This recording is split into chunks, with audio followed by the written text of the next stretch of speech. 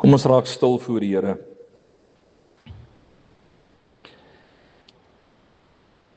Here ons God, ons het sopas gesing dat U woord vir ons moet oopbreek.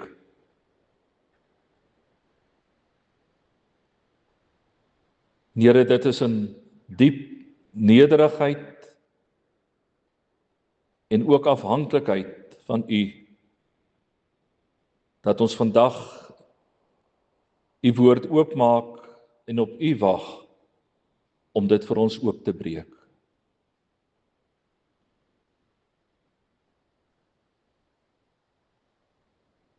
Here, ons bid dat U met elkeen van ons sal praat. Met my as prediker, maar ook met elkeen wat hier sit vandag. Praat met ons deur U Gees. Ons bid dit in die naam van ons Here Jesus Christus. Amen.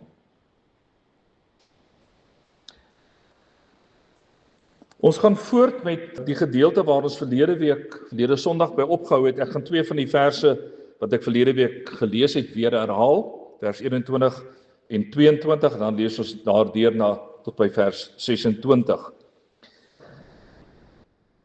Jesus het hulle uitdruklik belet om dit vir ander mense te vertel, want het hy gesê, die Seun van die mens moet baie ly, deur die familiehoofde en priesterhoofde en skrifgeleerdes verwerp word, en hy moet doodgemaak word en op die 3de dag opgewek word.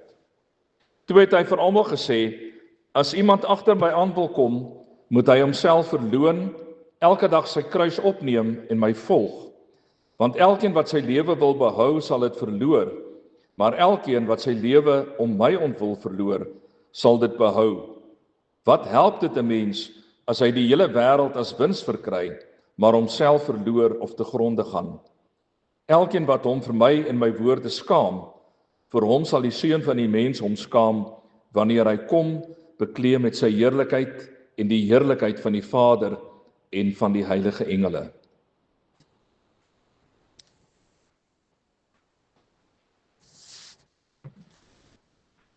Geliefdes, toe ek nog op universiteit was, het een van ons professore in Nuwe Testament, Prof. André de Tooy, op 'n dag met ons gepraat oor die lyding van Christus. En terwyl hy besig was met hierdie lesing, het hy op 'n stadium sommer net so 'n opmerking gemaak en vir ons gesê, gaan boekwinkel toe en gaan koop die boek van Dietrich Bonhoeffer, The Cost of Discipleship, en lees daardie boek. Nou, ek moet eerlik wees, ek weet nog steeds nie hoekom ek dit gedoen het nie, maar toe ons klasse daardie middag klaar is, toe klim ek op my fiets en ek ry af daar na Hatfield, na die boekwinkels toe, en ek gaan koop toe vir my daardie boek. En daardie aand het ek die boek begin lees.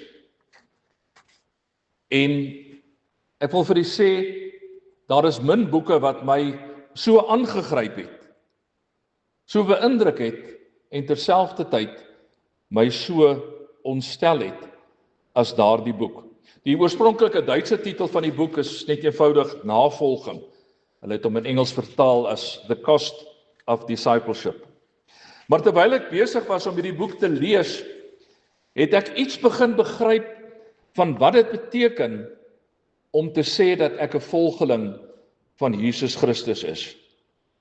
En ek het terselfdertyd ook geleer hoe baie ek nog het om te leer oor wat dit beteken om die Here Jesus na te volg.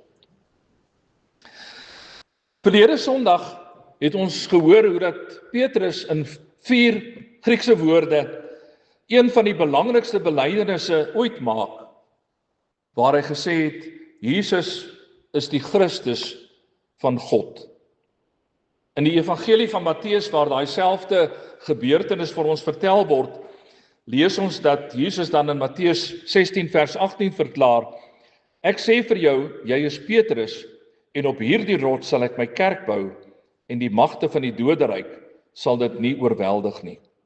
Nou, Jesus maak hier gebruik van 'n woordspeling. Die naam Petrus beteken rots, letterlik, in die Grieks. En nou verklaar Jesus dat hierdie belydenis wat Petrus sopas gemaak het, die rots Petrus, dat hy 'n belydenis gemaak het wat eintlik die rots sal wees van die kerk van die toekoms. Dit sal die belydenis wees, sê Jesus daar, waarop die kerk van die Here Jesus gebou sal word. En dit het deur die eeue, het ons ook verlede Sondag gesê, gebeur. Terwille van hierdie belydenis het miljoene sendelinge al hulle lewens opgeoffer. Op grond van hierdie belydenis het biljoene mense deur die eeue vir Jesus herken as die Here. Op grond van hierdie belydenis word bereken dat bykans 100,000 mense elke dag kies om vir Jesus te dien. Sommige bronne sê dat dit nog bietjie meer is as dit. Maar maak nie saak nie, vir 2000 jaar al staan hierdie belydenis rotsvas as die fondament van die kerk van die Here Jesus. Jesus is die Christus van God. En wat 'n hoogtepunt moes dit nou nie in die lewens van die disippels gewees het nie. Uiteindelik begryp hulle wie Jesus is. Uiteindelik besef hulle dat Jesus die lang verwagte Messias is wat in die Ou Testament voorspel is en wat nou gekom het om hulle te verlos. Uiteindelik verstaan hulle ook wat hulle rol as disippels is, as volgelinge van Jesus. Hulle rol is om aan ander te vertel dat Jesus die Christus is. En dan net op daardie hoogtepunt waar hierdie disippels voel, nou is die wêreld oop voor hulle, kom Jesus en hy keer in vers 23 as dit ware 'n emmer koue water op hulle om. As iemand agter my aan wil kom, moet hy homself verloon, elke dag sy kruis opneem en my volg. Want elkeen wat sy lewe wil behou, sal dit verloor, maar elkeen wat sy lewe om my ontwil verloor, sal dit behou.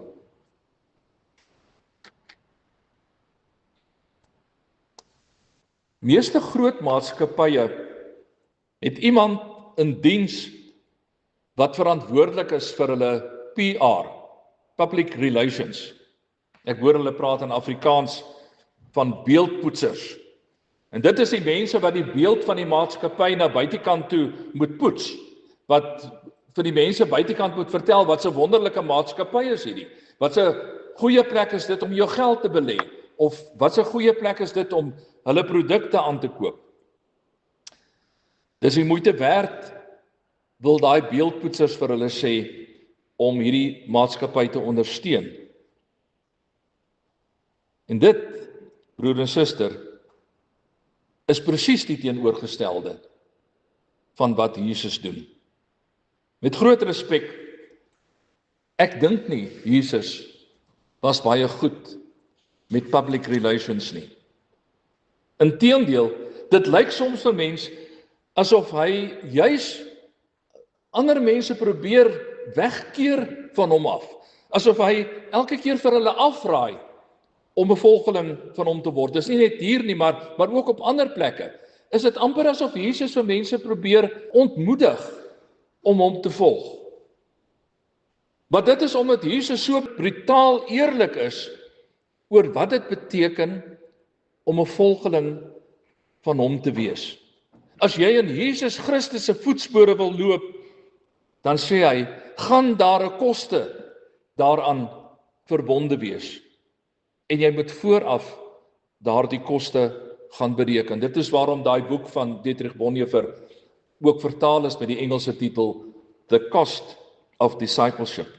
As iemand agter my aan wil kom, moet hy homself verloon, elke dag sy kruis opneem en my volg.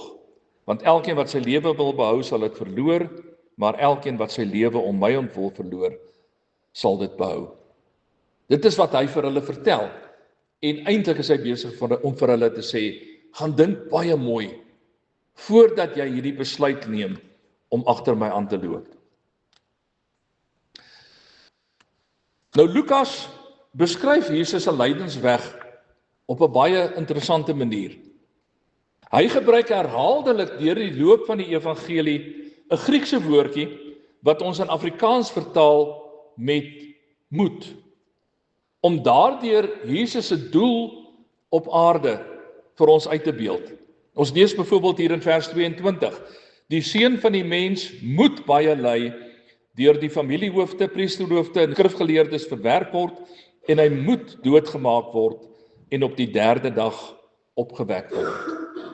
Keer op keer sê Lukas dieselfde. Jesus moet Jerusalem toe gaan. Hy moet daar verhoor word. Hy moet ly. Hy moet verwerp word. Hy moet doodgemaak word. Dit kan nie anders nie, sê Lukas vir ons. Want daar is eenvoudig nie 'n plan B waardeur die wêreld gered kan word nie.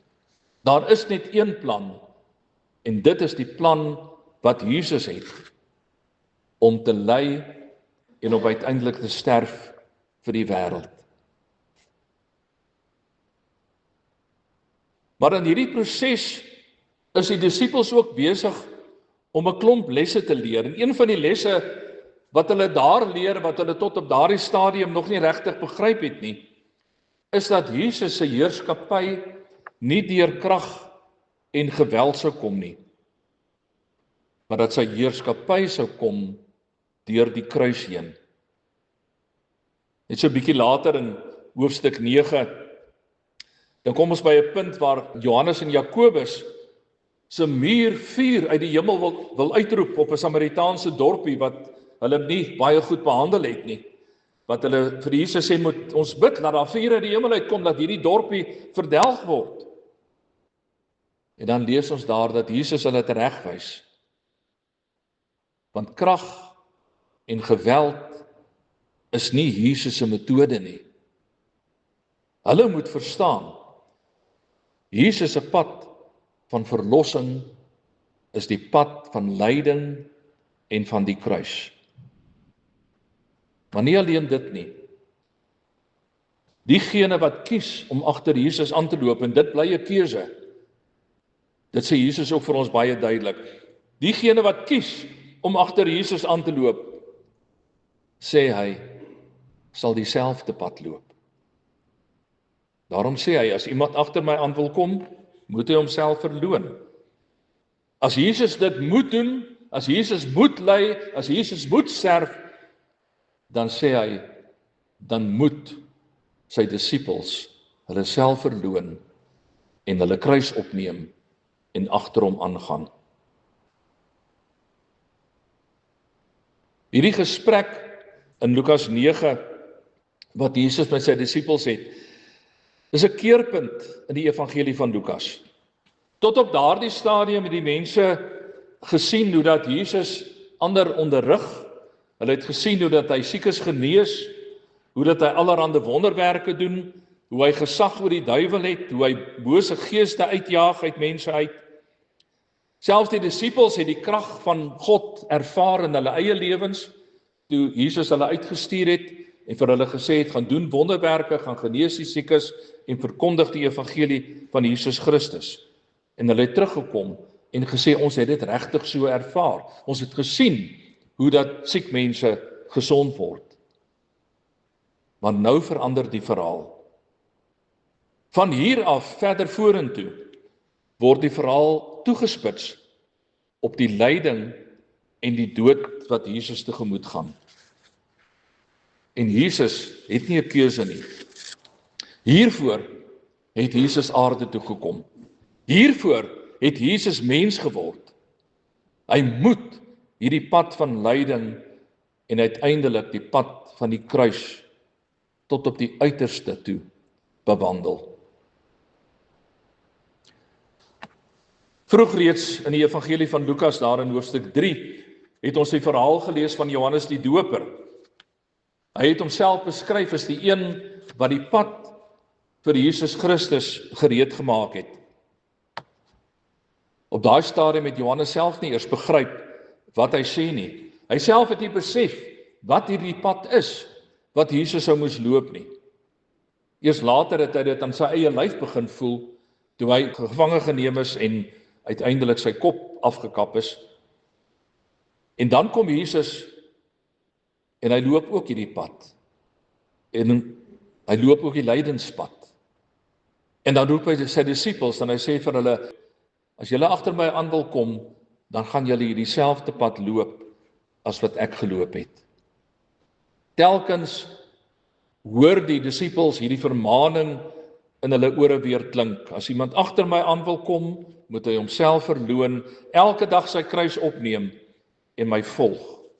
Want elkeen wat sy lewe wil behou, sal dit verloor, maar elkeen wat sy lewe om my ontwil verloor, sal dit behou.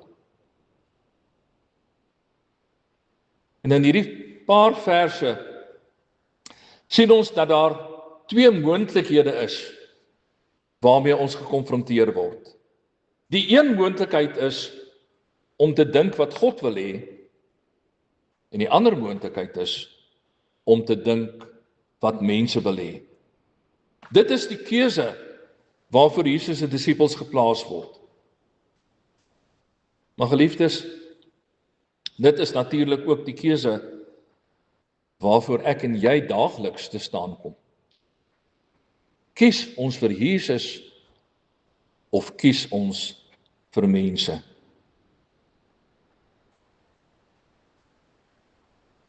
In die evangelie van Lukas is dit baie duidelik ook dat Jesus alles doen wat sy Vader wil hê. Selfs as Jesus kort voor sy kruisiging daar in die tuin van Getsemane in doodsangs bid, Vader, as U wil, neem tog hierdie lydensbeker van my af weg. Dan voeg hy by, laat nogtans nie my wil nie, maar U wil geskied. Jesus is totaal uitverkoop aan sy Vader se wil. Jesus doen niks anders as sy Vader se wil nie. Terwyl die ander mense, die duiwels en die gewone mense, selfs die godsdienstige leiers van daai tyd, presies die teenoorgestelde doen. Hulle soek nie die wil van die Vader nie, hulle soek die wil van mense. Hulle soek hulle eie wil. En nou is die vraag, wat van Jesus se disippels? Gaan hulle ook doen wat die mense wil hê? Of gaan hulle in staat wees om werklik in Jesus se spore te loop en om soos hy die Vader se wil te doen? Ek kan my indink watter ontstellende oomblik hierdie moes wees in die lewens van die disippels. Tot op hierdie punt het hulle vasgeglo dat hulle weet hoe om God te dien. Sover dit hulle betref, het hulle eintlik al reeds alles opgeoffer om saam met Jesus te loop. Petrus het sy boot gelos, sy beroep as visvanger agtergelaat om saam met Jesus te loop, die ander ook.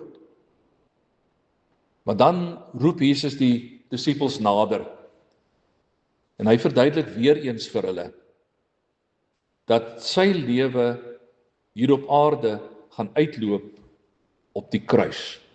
Dit kan hulle nie verstaan nie. Waarom dit nodig is dat Jesus hierdie lydenspad moet loop. En dan verduidelik hy verder ook vir hulle. Maar as julle agter my aan wil kom, as julle my volgelinge wil wees, moet julle weet dat julle daai selfde pad as ek gaan loop. Dan moet julle bereid wees om ook hierdie pad van die kruis agter Jesus aan te loop. Jesus se volgelinge het iets anders verwag. En ek dink baie keer ons ook maar. Hulle het gedink dat om agter Jesus aan te loop 'n gemaklike pad is, 'n lekker pad is om te bewandel. Hulle het nie besef dat om 'n volgeling van Jesus te wees onvermydelik vir jou plaas op die pad van lyding nie. Triomf, daarvoor het die disippels kans gesien. Maar lyding was glad nie op hulle agenda gewees nie. Klaas Schilder, 'n Hollandse teoloog, het baie jare gelede 3 boeke geskryf wat later bekend geraak het as die Schilder-trilogie. En in hierdie 3 boeke praat hy net oor een onderwerp, en dit is die lyding van Christus. Drie dik boeke wat almal net gaan oor die lyding van Christus. En wat Schilder raak gesien het, en wat Petrus en baie moontlik ons ook so dikwels miskyk, is dat Jesus se doel op aarde een ding was, en dit was om te ly. Dit is waarvoor Jesus aarde toe gekom het, was om te ly en te sterf. Dit het die mense in Jesus se tyd nie begryp nie. Ons het al 'n paar keer daarna gekyk, die kerkleiers van daai tyd, die fariseërs, die sadduseërs, die skrifgeleerdes, hulle het dit nie begryp dat Jesus daai pad moes loop nie. Die disippels het dit nie begryp nie. Ek weet nie of ons dit altyd mooi begryp nie. Maar wat Schilder vir ons sê, indien Jesus nie gely en gesterwe het nie, het hy nooit sy doel op aarde bereik nie. Dan sou Jesus hoogstens maar 'n goeie leermeester gewees het, 'n voorbeeldige persoon, iemand wat soos Confucius allerhande belangrike dinge gesê het vir sy volgelinge en vir hulle geleer het hoe om te leef, dan was hy niks meer as dit gewees nie. Maar dan het Jesus nie sy doel op aarde bereik nie. Dan het Jesus nie daarin geslaag om die wêreld te red nie. En daarom lê Lukas soveel klem daarop om vir ons te sê, Jesus het gekom en hy moet ly, hy moet gekruisig word, hy moet sterf. Want alleen dan bereik Jesus sy doel op aarde. Geliefdes, ek het begin deur te vertel hoe dat Dietrich Bonhoeffer se boek The Cost of Discipleship my eie lewe beïnvloed het.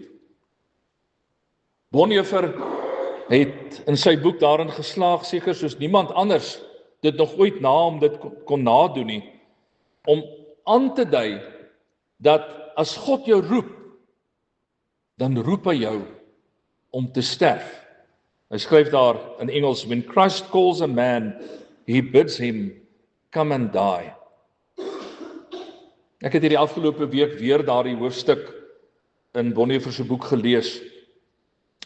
En hy beklemtoon dit dat net soos wat Jesus moes ly en sterf, net so met die volgeling van Jesus hulle self verloon. Jesus moet ly, die volgeling moet hom en haarself verloon. So staan dit letterlik daar in vers 23. As iemand agter my aan wil kom, moet hy homself verloon, elke dag sy kruis opneem en my volg. Ons het 'n uitdrukking in Afrikaans, elke huis het sy kruis. En dan gebruik ons die uitdrukking en ons dink daaraan dat om jou kruis op te neem, eintlik maar net gaan oor die normale dinge wat van dag tot dag in jou lewe verkeerd gaan. Allerhande ontberings wat in jou lewe gebeur. Die swaar kry wat ons almal maar van tyd tot tyd in die gesig staar. Siekte of goed wat breek, ongelukke en sulke tipe ontberings. Maar dis nie wat Jesus hier bedoel nie. Hy praat nie net oor daai goed wat in ons eie lewe verkeerd gaan en vir jou 'n irritasie word nie. Wanneer Christus iemand roep, dan sê hy, dan gaan dit met opoffering gepaard. Opoffering, selfs tot die dood toe. Dalk is dit nie die fisiese dood wat jy ondergaan nie, so skryf Bonhoeffer in sy boek. Maar ten minste is dit so dat die ou mens wat wil doen wat hy wil doen, die ou mens wat wil doen wat ander mense wil doen, die ou mens wat wil dinge doen wat gewild is onder ander mense, dat daardie ou mens moet sterf. en dat 'n nuwe mens moet begin lewe. Een wat die wil van die Vader soek in alles. Ek en Johanna luister vroeër die week na 'n lesing van Stefan Joubert oor Johannes, spesifiek Johannes 13. Daai gedeelte waar Jesus praat, waar Johannes praat oor Jesus wat die disippels se voete gewas het. Julle sal dit onthou, ons het ook daarna gekyk destyds toe ons met Johannes besig was. Maar wat my opnuut opgeval het, is die woorde van Jesus in vers 14 en 15 aan sy disippels, direk nadat hy dit gedoen het. Dan sê hy vir hulle, as ek wat julle Here en julle leermeester is, dan julle voete gewas het, behoort julle ook mekaar se voete te was. Ek het vir julle 'n voorbeeld gestel, en soos wat ek vir julle gedoen het, moet julle ook doen. Loop in my voetspore, sê Jesus vir hulle. Vers 34, ek gee julle 'n nuwe gebod. Julle moet mekaar lief hê. Soos ek julle lief het, moet julle mekaar ook lief hê. Loop in my voetspore. Jesus dui vir ons die roete aan. En dan sê hy, volg in my voetspore. Loop agter my aan. Doen soos wat ek gedoen het. Soos wat Jesus hier doen, moet ons ook doen. Elkeen wat sy lewe wil behou, sal dit verloor, maar elkeen wat sy lewe om my ontwil verloor, sal dit behou. Wat help dit as 'n mens die hele wêreld as wins verkry, maar homself verloor of te gronde gaan?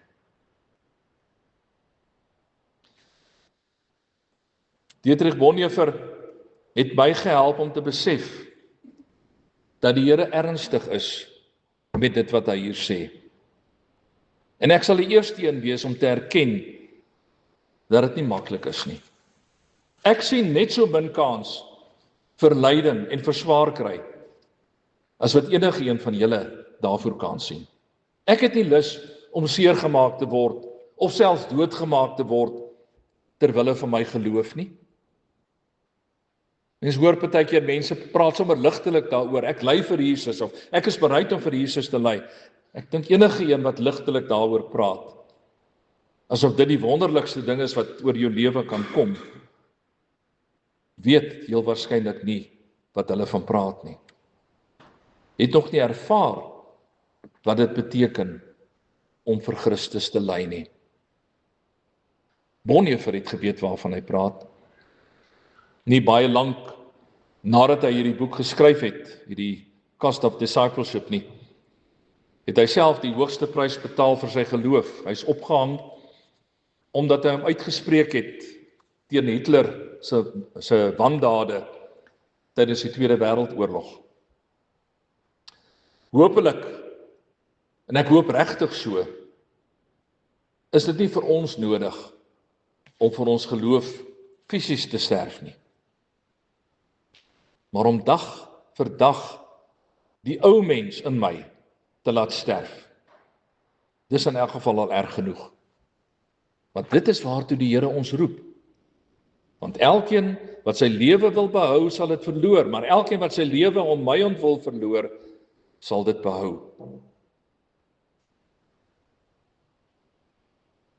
Iemand sê op 'n dag vir my dat van al die planne wat God kon gemaak het om die wêreld van sonde te verlos, hy die een plan uitdink waaraan geen mens sou dink nie. Nie 'n plan van 'n vernietigende oorlog teen Satan en sy volgelinge nie.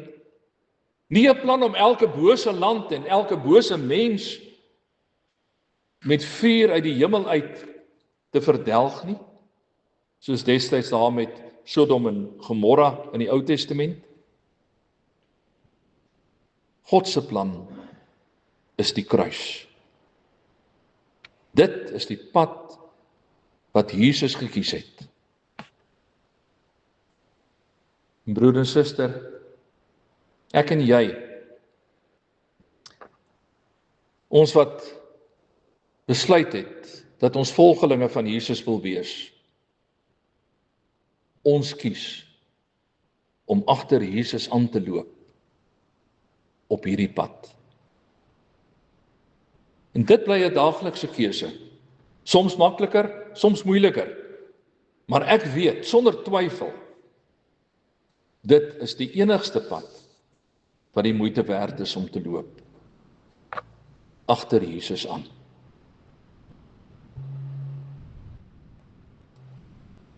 Amen.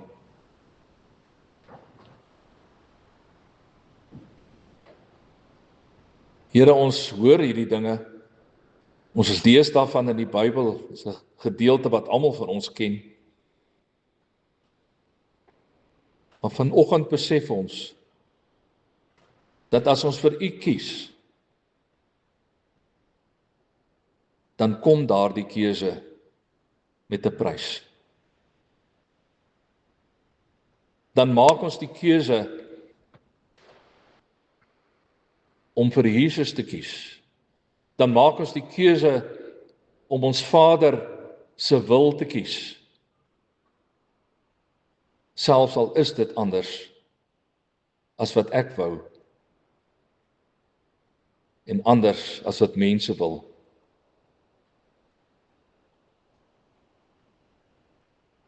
En Here, ons sê dit vanoggend nie ligtelik nie, maar ons sê dit met dodelike erns, dat ons graag sulke volgelinge van U wil wees. Mense wat in die voetspore van Jesus loop. Al sou dit dan ook beteken dat dit 'n pad van lyding sal wees. Here, maak dit vir ons 'n daaglikse keuse wat ons maak. Vandag loop ek in die voetspore van Jesus. Vandag soek ek die wil van God die Vader, sodat U verheerlik kan word. Leer vir ons hoe om dit te doen. Ons vra dit in die naam van Hom wat gekom het om te ly en om te sterf, Jesus Christus. Amen.